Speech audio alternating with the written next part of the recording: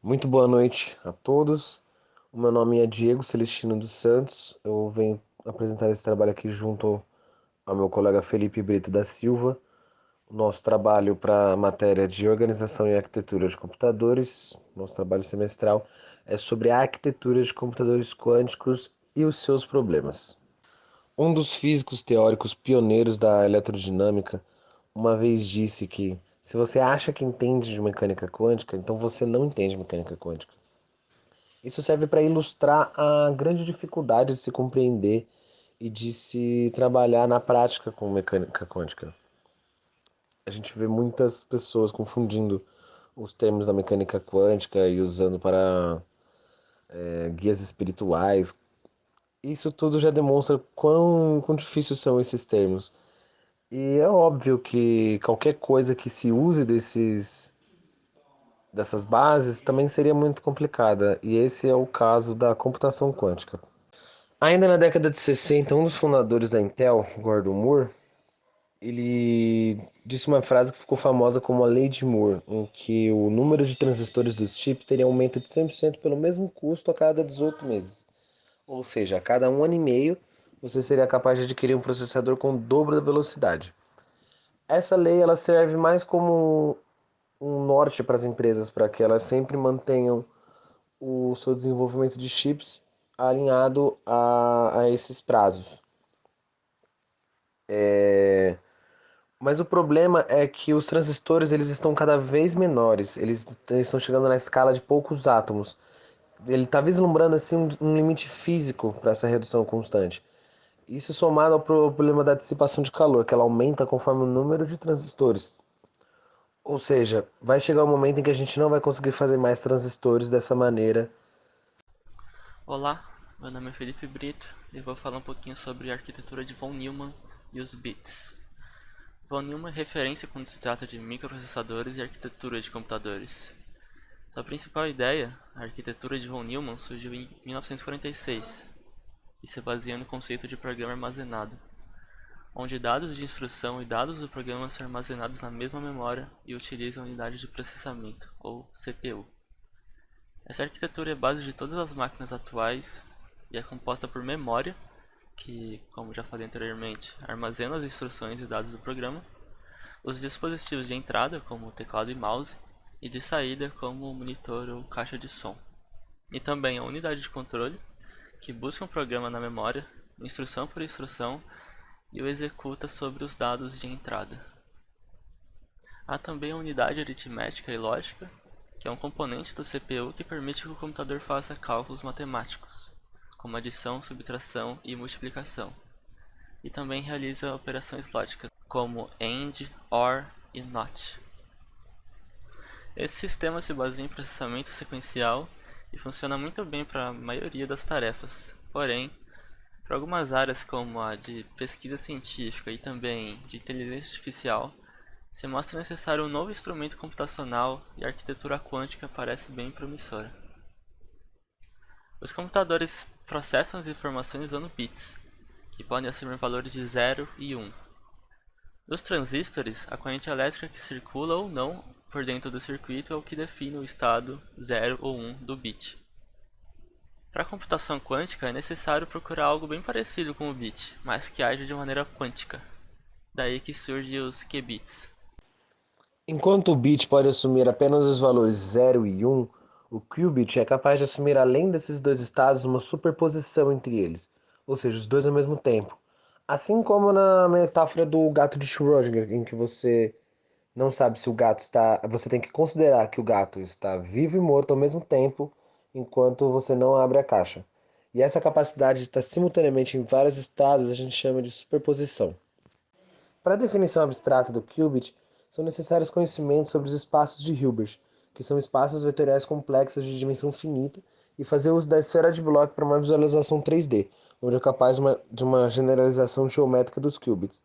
A partir dessas bases, a gente pode compreender as principais diferenças entre as portas lógicas clássicas e as quânticas, a distribuição da chave quântica e principalmente os conceitos de justaposição e emaranhamento quântico.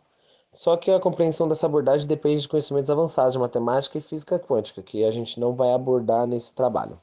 O que é importante saber sobre os qubits é que eles têm uma enorme vantagem em relação aos bits no que diz respeito a potencial computacional, e eles são da ordem de partículas elementares, ou seja, do tamanho de átomos, de fótons e de elétrons. Do que são feitos qubits? Teoricamente, qualquer coisa que se comporte de forma quântica pode ser utilizada como um bit quântico, especialmente prótons, fótons e elétrons. As pesquisas mais avançadas e promissoras de computadores quânticos focam na tecnologia de supercondutores de nióbio e silício, e também as baseadas em fótons. A natureza física dos bits quânticos é um grande problema para o funcionamento do computador. Coisas quânticas só agem de forma quântica quando são bem isolados, e o mínimo de contato com o meio ambiente, como por exemplo o contato com a luz, já é o suficiente para acabar com a natureza quântica dos qubits.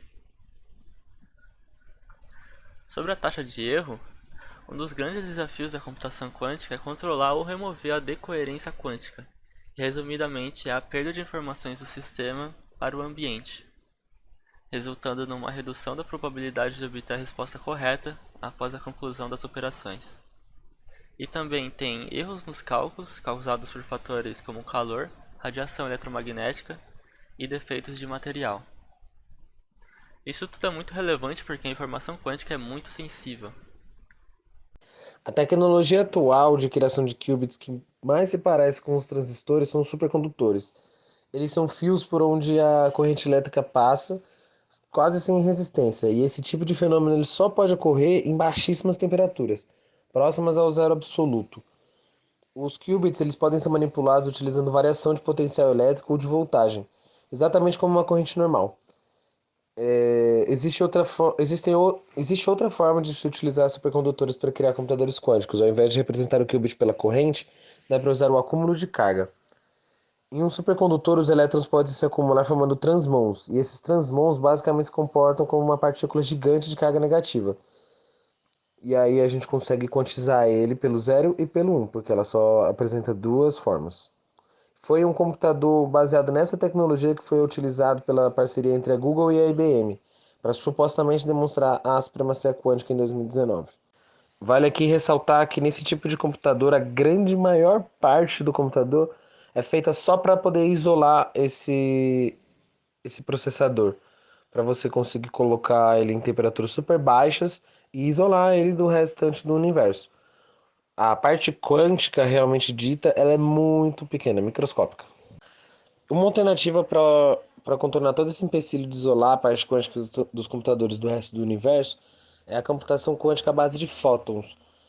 A luz ela tem polarização, que é a direção na qual os campos magnéticos da luz vibram, e essa polarização ela se comporta como um qubit e ela não é naturalmente isolada. O problema é que por ela estar naturalmente isolada, é muito difícil de manipular a luz, os fótons da luz para a computação quântica. Hoje o melhor método de manipulação de fótons é por amostragem de bósons. A amostragem de bósons é como uma versão quântica de um dispositivo chamado tabuleiro de Galton. Nesse dispositivo, várias bolas são jogadas de cima para baixo em fileiras de pinos, batendo nos obstáculos e caindo em buracos da parte de baixo. O movimento aleatório das bolas normalmente leva a uma distribuição padrão nas lacunas inferiores. A maioria das bolas cai perto do centro e uma menor cai dos lados. Os computadores clássicos podem simular facilmente esses movimentos aleatórios para prever esse resultado. Mas na amostragem de bósons, as bolinhas são substituídas por fótons e os pinos dão lugar a dispositivos ópticos, como espelhos e prismas. São disparados os fótons pela matriz, que eles pousam no slot no final, onde sua presença é registrada por detectores. Esse sistema consegue prever muito mais resultados do que o computador comum, da escala de bilhões de anos, sabe? Só que o problema é que esse tipo de computador ele serve só para resolver esse problema. Então, o próprio processador já é o próprio problema, o que não torna ele nem um pouco útil atualmente. Então, de um modo geral, ainda vai ser necessária uma verdadeira revolução na engenharia e na física aplicada para que a gente tenha computadores quânticos realmente operacionais nos galpões das empresas. A arquitetura dos computadores ainda vai ter que sofrer uma grande revolução para que a gente possa finalmente usar todo o poder da computação quântica.